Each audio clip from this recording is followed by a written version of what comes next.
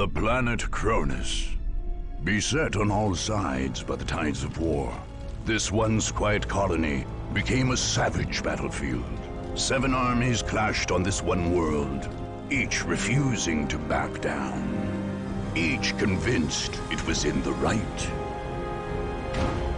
From beneath the sands of Kronus' central desert came the Necrons, ancient machines bent on eradicating all life. But another evil already had its eyes on the planet.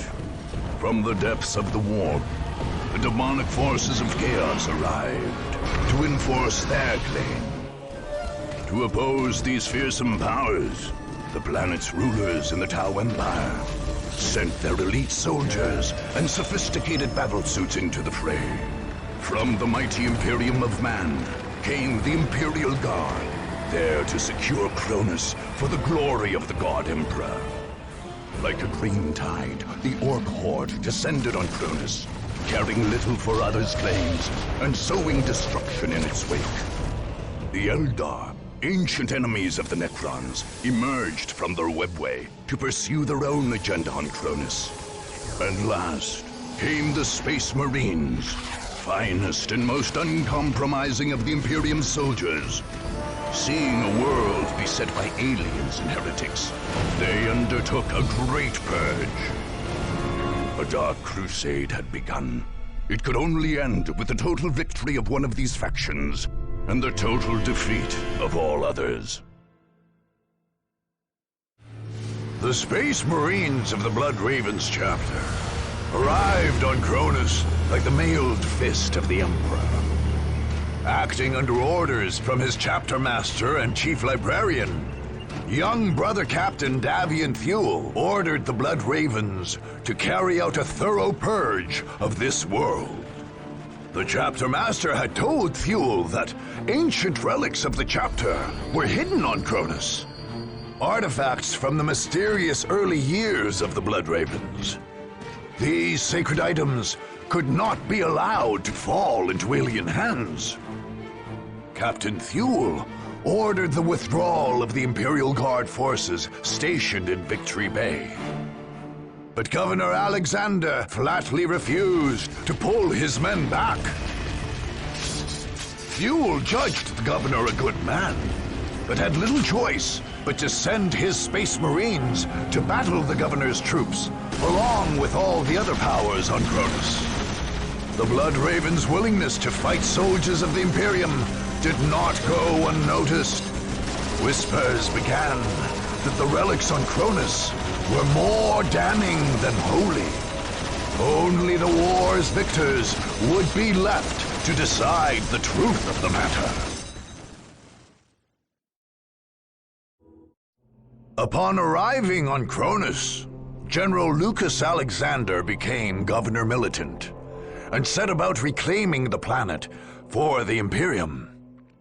When his enemies launched attacks on his capital, he prepared to repel them with extreme prejudice. Experts in planetary defense, the men of the Imperial Guard were heavily dug in and fortified in Victory Bay. Any attacker would face well-armed and well-supplied soldiers, backed by powerful armored columns and artillery positions. The Guard's only real weakness was its morale. Although most soldiers served honorably, the men of the regiment's 5th Company had proven less than stalwart and were placed under command of Regimental Commissar Anton Gebet in a forward base on the northern shore of the Victoria River. Without Gebet's whip, the company and its base would surely fold. Other companies took position in forward bases in more sensitive areas, ready to drive the enemy off. Still, determined attackers could overrun those positions. Governor Aleksander remained confident, however. Indeed, any opponent who made it past his forward positions would find themselves staring down the barrel of the massive Hellstorm cannon of an Imperator Titan.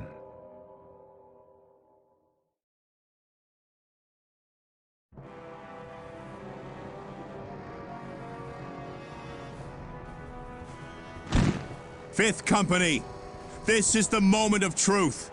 You will not fear. You will not falter. You will not give a single step to the enemy. But sir...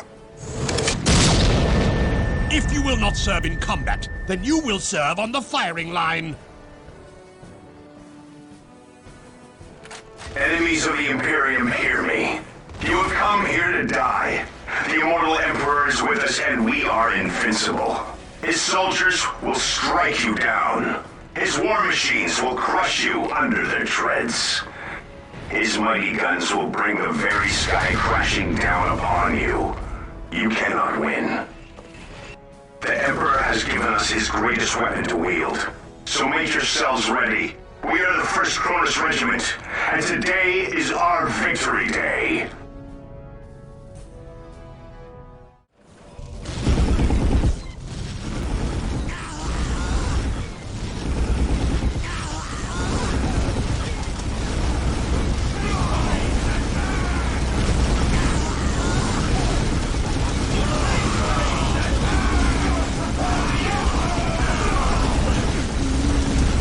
Post is gone.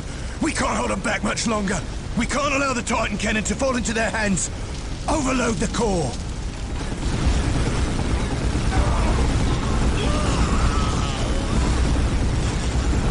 For the Emperor!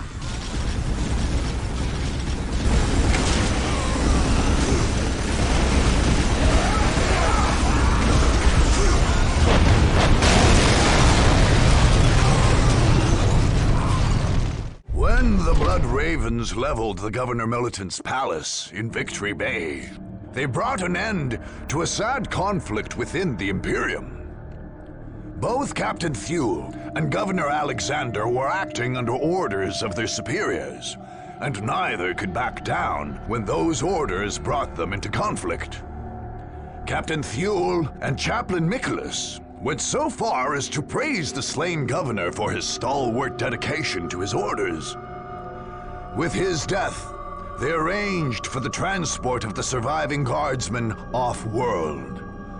Most were sent towards Segmentum Command, with testimonials that they had done their regiment proud.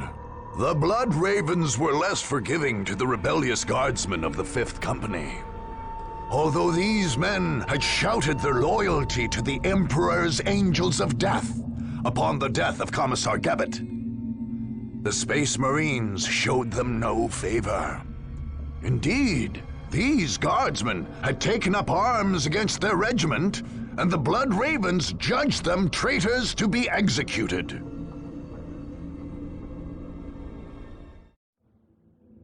In a foul shrine in the Deimos Peninsula, lost souls summoned the Black Apostle Eliphas to Kronus. There, the word-bearers raised their black temples and launched their assault on the world. Eldritch energies split the earth with abyssal fissures and remade the lush jungles into a nightmare landscape, pulsing with ruinous energies. A master demagogue, Eliphas made an advantage of the fractious nature of those bent to chaos. Instead of relying on a unified defense, he allowed his champions and cult leaders to establish their own satellite temples, where they could pursue their own dark rituals. Any attacker who hoped to defeat the Word-Bearers would have to run a bloody gauntlet of heretics, including some of the Legion's most veteran Chaos Space Marines.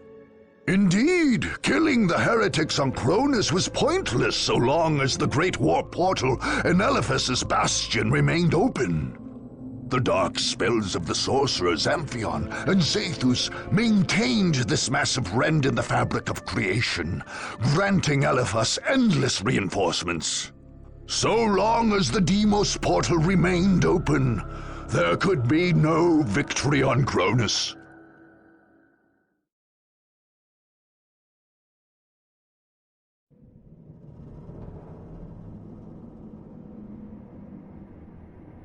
With the 37 keys of Tzeentch, we open the way for our brothers. With the 1,000 whispers of Slaanesh, we call to them. With the 12 plagues of Nurgle, we fell their enemies. And with the mighty axe of Khorne, we cut open the world for them. Yes. Come forth to bear the word of chaos. Hear my warnings, unbelievers.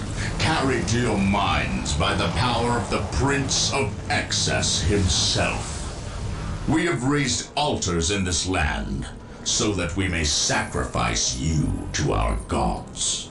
Veterans of 10 millennia of unholy war wait to grind you beneath the treads of their mighty boots.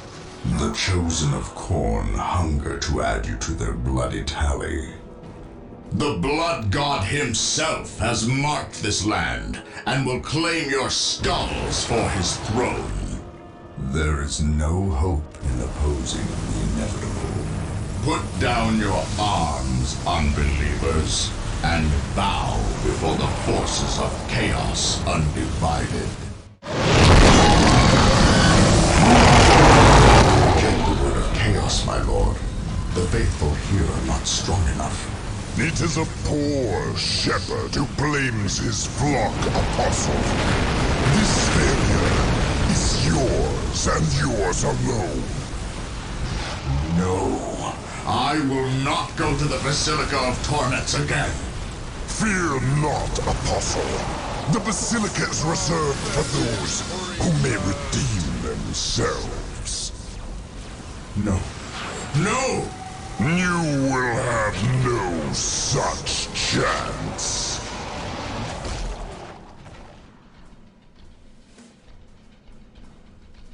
The Blood Raven's assault on the Black Temples of the Deimos Peninsula replayed the tragic battles of the Horus Heresy. Once again, Space Marine fought Space Marine. One side holding true to the Emperor's light, the other fallen into blackest heresy. The Blood Ravens faced this battle with zeal, anxious to bring down those who had betrayed all they stood for. In the end, the Blood Ravens weathered the assault of demons and traitors alike, closing the warp gate that was feeding the heretical army, and bringing down the fiendish Black Apostle who led it. As for the desecrated temples and foul shrines that dotted the landscape, the librarians of the chapter cataloged and recorded all their contents. They then undertook the safe transport of these black artifacts to their librarium, where they could be safely destroyed. The full extent of the Necron presence on Kronus did not become clear until those opposing them launched raids into the catacombs under the Thur Abyss Plateau. The first Necron massacres on the planet had occurred there, and their enemies expected to find some sort of alien bastion. Instead, they found an entryway into the underworld. Garbled reports from doomed scouts sent into the cavernous passageways revealed a network of catacombs honeycombing the entire plateau. Some of these now stood hollowed out, while others served as staging grounds for Necron forces. Worst of all, however, were the deeper tunnels, where row upon row of Necrons still stood, slowly waking to join their lord's global genocide. The attackers settled on a dangerous gambit. A strike force would enter the catacombs and plant a massive explosive device deep in the main cavern. An explosion there would collapse the entire network, crushing or sealing off the legions of still dormant Necrons and shattering those already risen. It remained to be seen if anyone could deliver this device, much less escape in time to continue the fight across Kronus.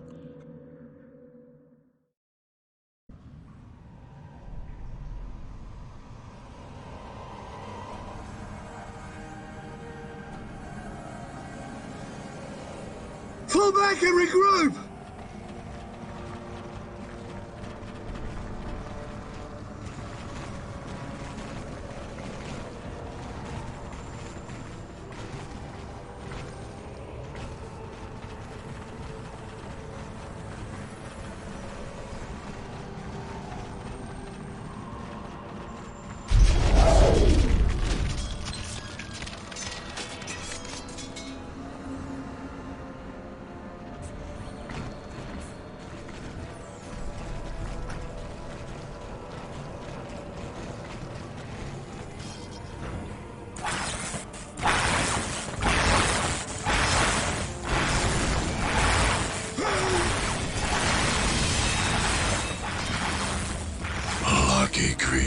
brothers. At long last you have found the tranquility of death. I was like you once, clinging to life and blind to the truth. When I uncovered the truth, I too shuddered and paled with fear. Deep in these catacombs, I was remade. Here, my brethren slumbered for eons, while the living grew like weeds. My lord knew this day would come. He had plans for us all. We would purge this world once more. So come, poor victims of life. We will grant you tranquility in these crypts. Kronus will be a tomb world once more.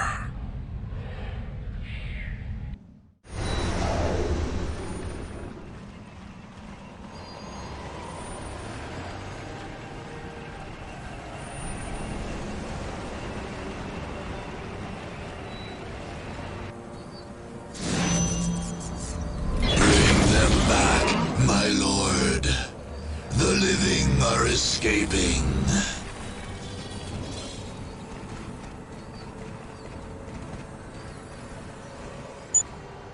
My lord, the living have...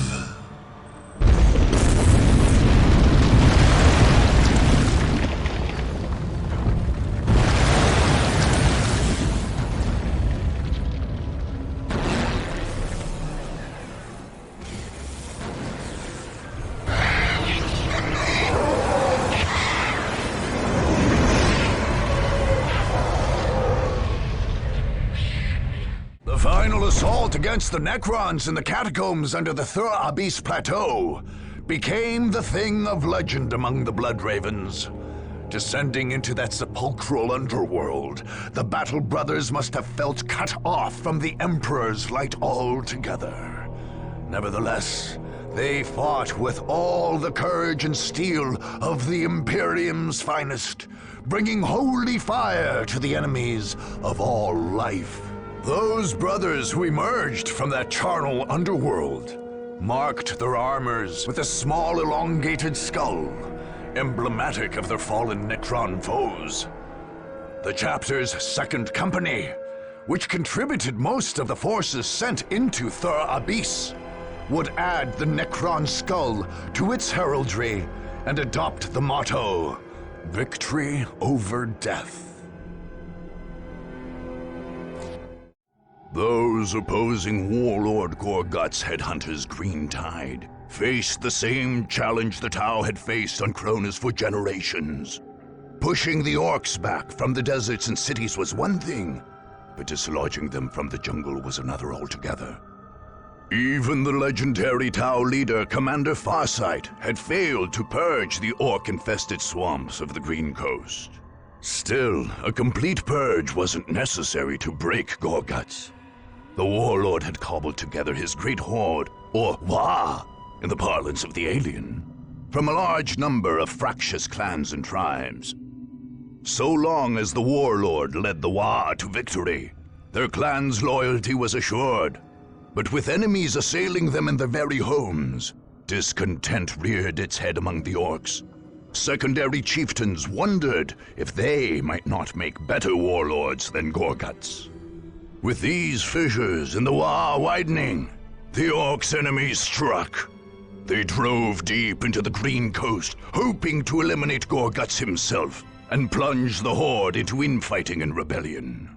For Warlord Gorgutz, the only solution was to crush the attackers under unrelenting waves of Ork warriors.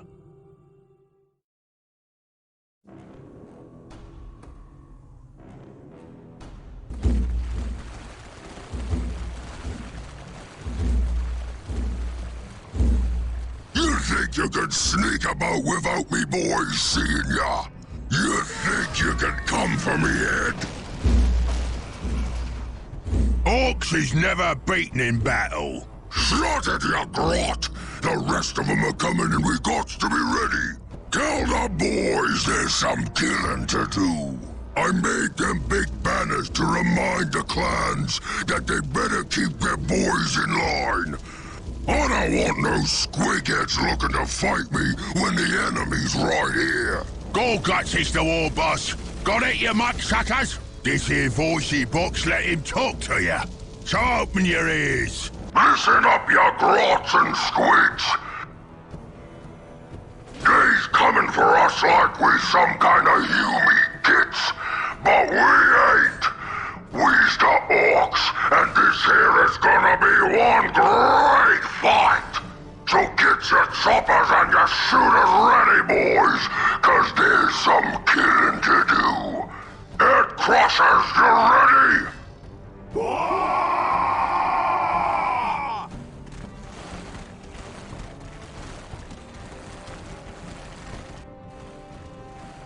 Foot stompers, you squiggers and socks ready?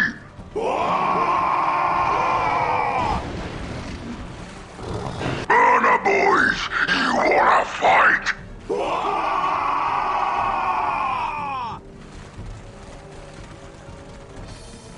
Rocket Rangers, you in it or what?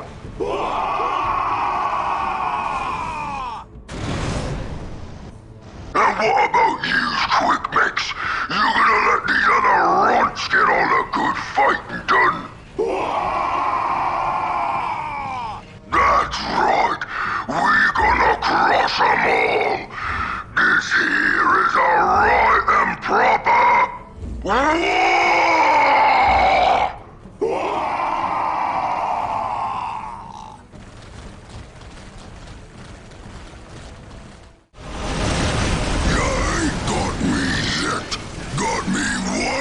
Surprise for you.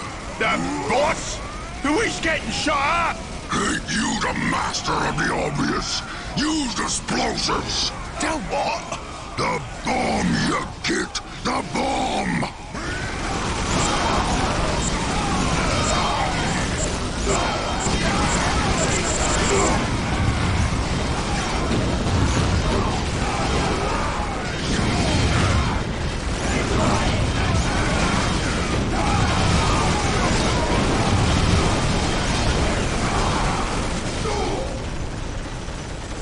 Always have your tunnels dug and ready. You sure is smart, boss. Shut it, you git! I got me a whole war to rebuild. Now get me the gawk off of this here planet.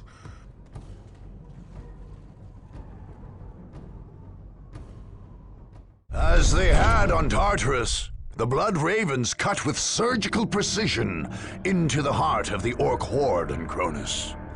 The hardened Space Marines, sent into the depths of the Green Coast, answered the green tide with waves of bolter fire and the faith of true soldiers of the Imperium. The swamps ran red with the blood of Orks as camp after camp fell to the Blood Ravens' purge. That Warlord Gorgutz managed to escape Kronus weighed heavily on Captain Thule. He surmised, correctly as it turned out, that the Ork would someday return to plague the Imperium again. In an effort to make sure no other Orks survived, Thule ordered a massive scorched earth campaign, burning hundreds of thousands of square kilometers of jungle to purge the Orks once and for all. Eldar rely on stealth and trickery where others trust in direct force and valor. An ancient and debased people, the aliens only sully their hands in battle when they have no choice. When the Eldar's enemies at last tracked down their hidden base of operations in Tyria, the Farseer Taldeer turned to a strategy of trickery. In this, she followed the ways of her ancient and deceitful race. Her forces were centered on a great reinforced hill in a remote, frozen area with very limited access. To cut off these access points, the Farseer lured Cat's Paws to Tyria. Orks, dissatisfied with the war of Warlord Gorgutz, followed advice whispered by Taldeer's warlocks and camped right where they could screen the Eldar from attackers. The Eldar, nevertheless, built a substantial force of their own.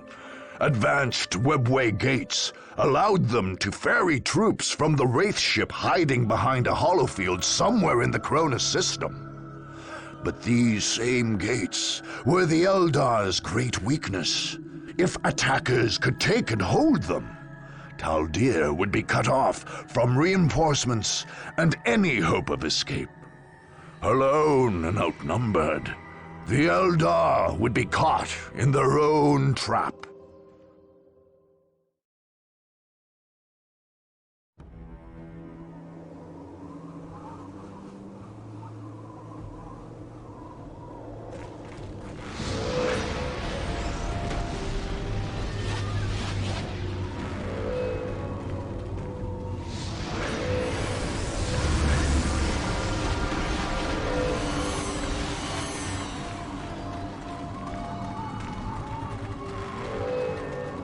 All is prepared.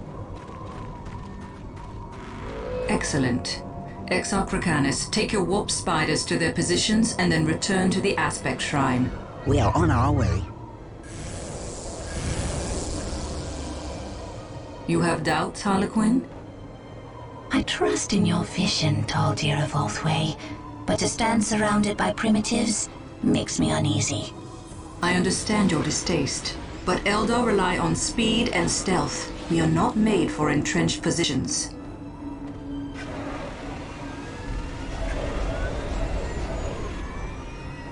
The Orks, however, make for excellent tools.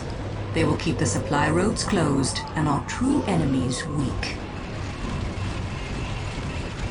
And if these attackers defeat the Orks? I do not doubt they will overcome our cat's paws, but it will cost them. And in their weakened state, they will face the wailing doom itself. The Seer Council has named the young king. Exarch Rakanus of the Warp Spider Shrine shall sacrifice himself to awaken our most powerful warrior, the Avatar of Cain. None shall escape my wrath.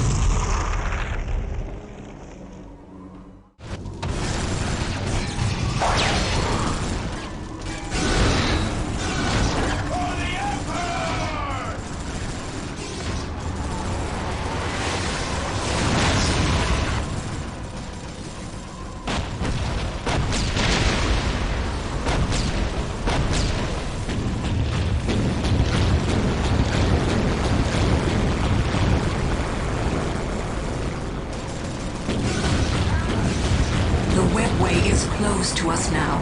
We are trapped on this world. The Avatar of Cain has fallen.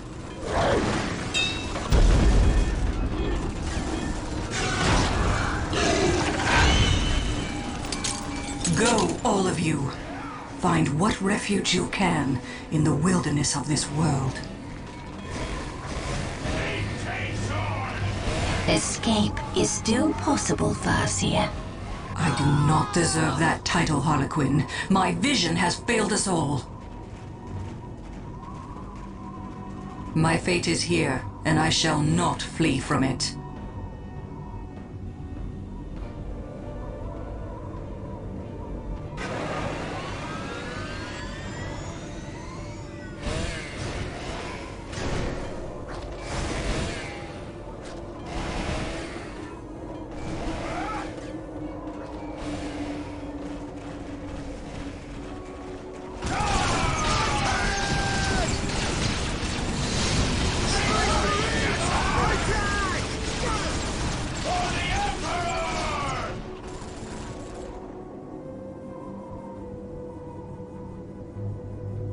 The Blood Ravens had suffered Eldar trickery on Tartarus and Rahe's paradise not long before their arrival in Kronus.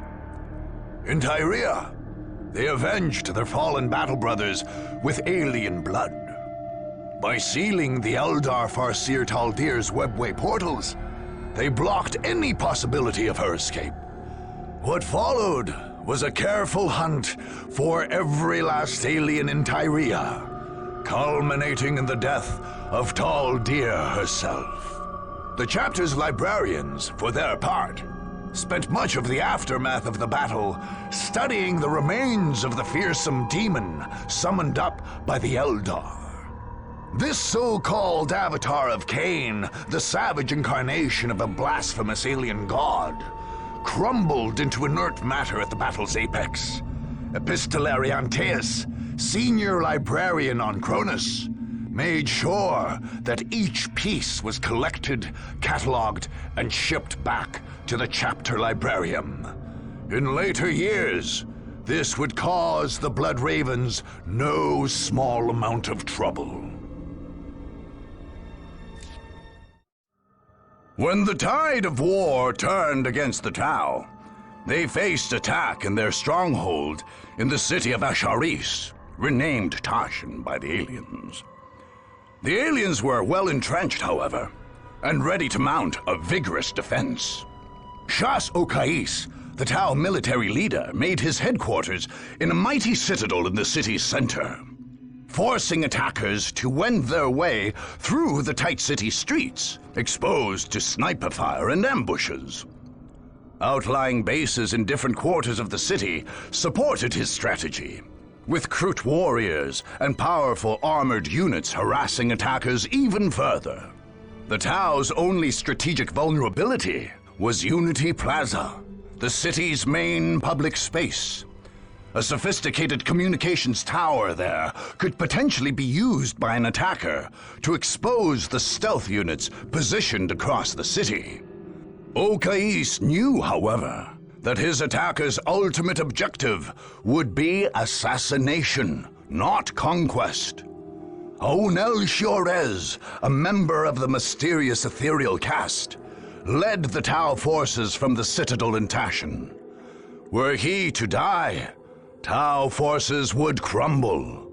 But as long as the ethereal lived, the Tau would defend Tashin against all comers.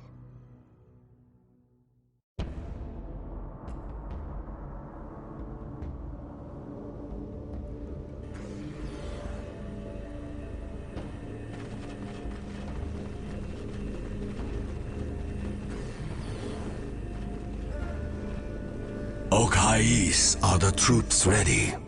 Yes, Ornell. The Earth Caste is completing construction of the Montkar command post. Our armored units are ready to deliver the killing blow. And our Krut allies? Also ready, Ornell. The Kayun command post in the city's Krut quarter is prepared, and the Shapers have readied the finest of their warriors.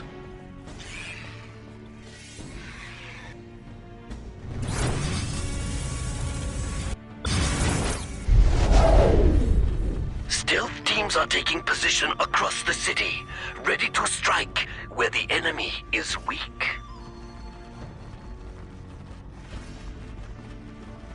Don't let the prey get away.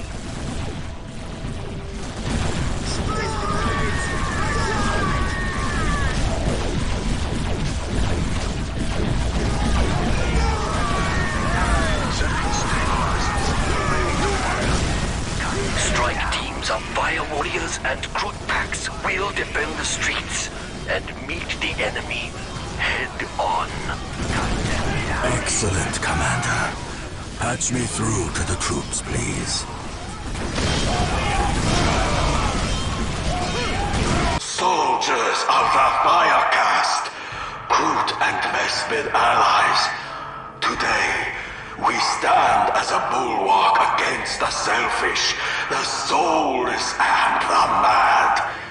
Today, we must drive back our enemies from our city and from our world. Today, more than ever before, we fight for the greater good, and we will triumph!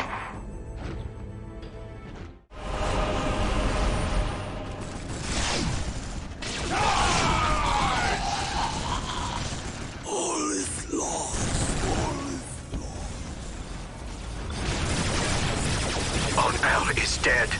We cannot win. Fall back, now!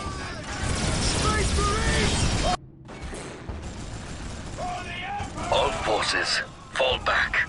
Evacuate the city.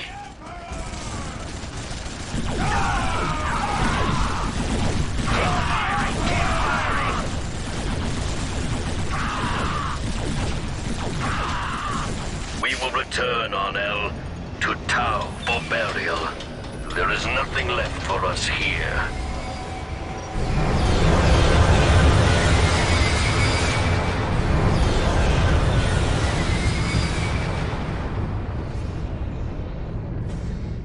During the earlier Damocles Gulf Crusade, the Tau Empire had repelled the Nova Marines who landed on Kronus.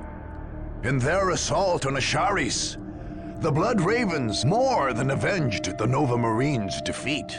Much as the Third Company had during the Battle of Magna Bonum on Tartarus, the Blood Ravens' Fourth Company fought its way through the streets of Asharis, one block at a time, pushing back at the Tau Fire Warriors and Kroot Carnivores with steely determination.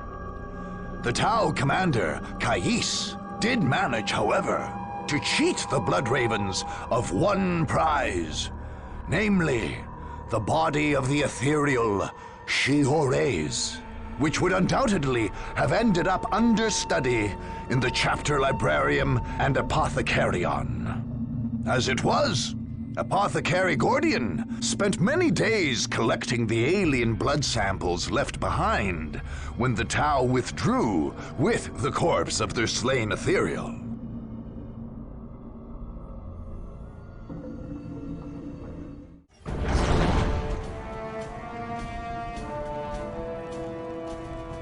After many long and bloody battles, the Blood Ravens finally completed their purge of the planet Kronus. The battle barge Litany of Fury remained in close orbit, imposing a strict prohibition on any visits to the world, while the Fifth Company maintained the Castellum Incorruptus in North Vandia. The Imperial Guard Segmentum Command lodged protest for the Blood Ravens' actions, reporting them to the Inquisition. The Blood Ravens successfully defended their actions, convincing their interrogators that General Alexander should have bowed to the Blood Ravens' orders and withdrawn. Nevertheless, the Inquisition kept a watchful eye on the chapter, for the rumors of hoarded relics never fully abated. Likewise, many in the Guard's command structure never forgot the blood shed on Kronus. And indeed, the darkest time in the chapter's history began soon after the war's end.